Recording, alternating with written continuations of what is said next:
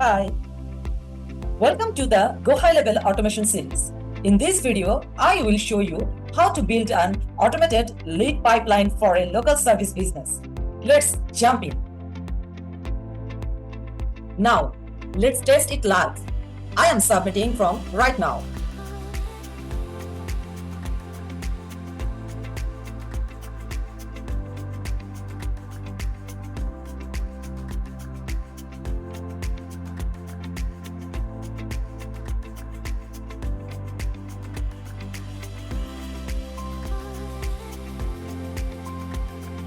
Switching over the opportunities and boom, the lead card instantly popped up under the new lead stage automatically.